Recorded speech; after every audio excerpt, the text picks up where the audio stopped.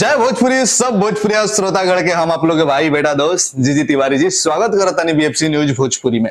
आप लोग के बीच में एगो लेके हाजिर बानी खास रिपोर्ट जौना के बारे में आप लोग के जानल बहुत जरूरी बाटे। जी हाँ भैया, भोजपुरी फिल्म इंडस्ट्री भी जौना कहल जाला कि अभी उदासीनता रहे कि आखिर का हुई, लोग संशय में रहे, प्रोड्यूसर डायरेक्टर हर आदमी संशय में रहे कि का हुई, भोजपुरी फिल्म पे पैसा लगावल जाओ या ना लगावल जाओ।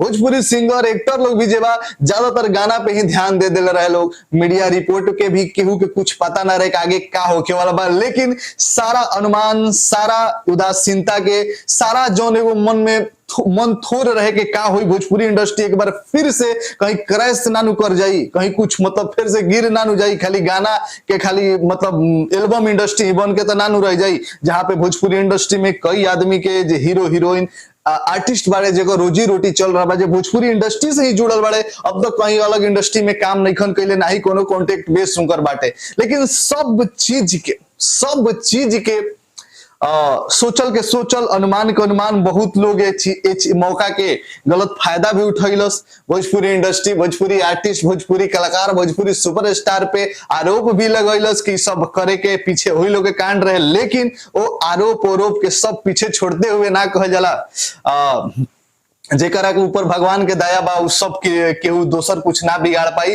तो भोजपुरी इंडस्ट्री के हाल भी कुछ ऐसन के भइल रहे। लेकिन एगो उम्मीद के सितारा निकल के आइल, भोजपुरी के पावर स्टार पवन सिंह, जेकर अभी जलवा बरकरार बा। एल्बम इंडस्ट्री, बॉलीवुड हॉल से लेकर पूरे इंडिया में उनकर चर्चा बन रहा बा, इंटरनेशनल लेवल के गाना दिले बड़े। और अभी सबसे ज्यादा उनकर भोजपुरी में चर्चा बिहार यूपी में चुनाव के बेरी से तो और चर्चा एकदम भौकाल बन चुकल बा।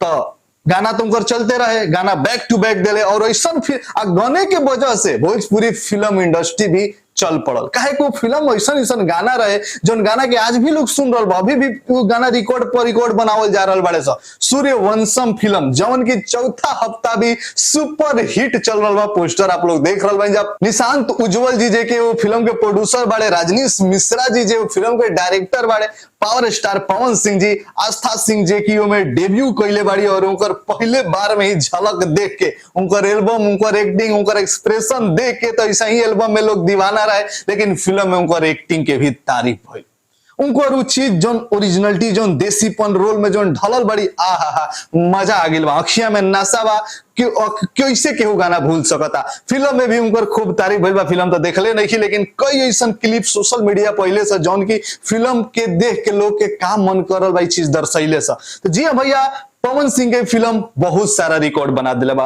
एगो भोजपुरी इंडस्ट्री, फिल्म इंडस्ट्री के एगो उम्मीद देखैले बा कि ना अभी भी भोजपुरी के देखे वाला दर्शक बाड़े, बस फिल्म में दम होके के चाहिए, पैसे ही ज्यादा लगावा के नहीं खे, फिल्म वैसन होके जो दर्शक के पसंद आवे, हर तरफ से इंटरटेन करे। जी भैया, पवन सिंह साबित कर दिले कि भोजपुरी फिल्म में कतनो कहानी चाहे कुछ हो दिखावा जाओ, गाना सबसे इंपॉर्टेंट बा। गाना के वजह से बबुआन हो, जोन गाना बाटे बबुआन प्रखंड हो, हिला प्रखंड, जिला हिला बबुआन से ही ये गाना जोन बानू, ये गाना वायरल भइल फिल्म से ही वायरल भइल। अब एकरे वायरल होखला के कारण ये फिल्म कितना बड़ सफलता मिलल। जी भैया, यह बतावल जा रहा बा और यह मानल भी जा रहा बा, यह फैक्ट बाटे।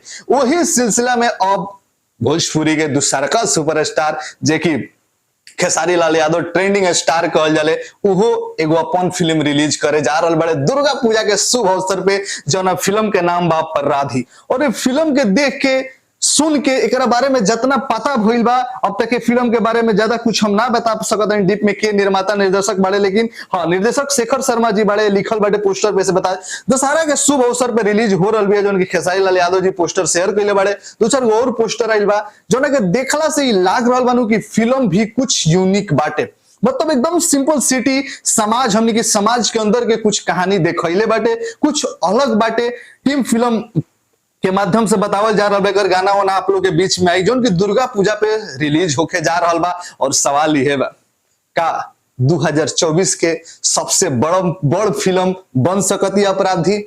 सूर्यवंशम के रिकॉर्ड तोड़ सकतिया? आप लोग बता दी कि सूर्यवंशम बहुत ज्यादा कमाई कैले बिया मल्टीप्लेक्स में, जहां भोजपुरी फिल्म लागबे ना करेला, लागबो करेला तो एक दो दिन एक हफ्ता में उतर जाला, वही चौथा हफ्ता में शानदार चल रहा बिया सूर्यवंशम। वही अपराधी जहां इतना बड़ पवन सिंह इतना बड़ एगो मतलब उनकर फिल्म जौन बा एगो ना होला पहाड़ जैसन खड़ा बा ओइजा भी खेसारी लाल यादव जी जहां पे भोजपुरी इंडस्ट्री के डूबत मतलब देखावल गइल बा। मतलब खेसारी लाल यादव जी होकर चाहे पवन सिंह होकर पिछले दशहरा पे ही पिछले ही दिनों जो खेसारी लाल के फिल्म जौन की रहे रंग दे बसंती पिछले बार जो रिलीज भरे मल्टीप्लेक्स में लागा रहे और जब पवन सिंह के हर हर गंगे जौन की काफी ज्यादा बजट दोनों फिल्म के बतावल जाते रहे, खूब बजट लागल बा, खूब हई भई बा, मतलब भौकाल खूब बांधल गई रहे कि पैन इंडिया लेवल पर रिलीज होता, लेकिन फिल्म उतना बड़ कारगर साबित ना भइल। जौन की सूर्यवंशम जैसा एगो सिंपल फिल्म इतना बड़े रिकॉर्ड और इतना ज्यादा परफॉर्मेंस और दर्शक के दिल में उतर गई। जी भैया वही तरीका से अब अपराधी आ रहा बाटे खेसारी लाल यादव जी, जे की उम्मीद तो एगो बिल्कुल जबरदस्त हुई खेसारी लाल यादव जी के फिल्म के पूरे टीम के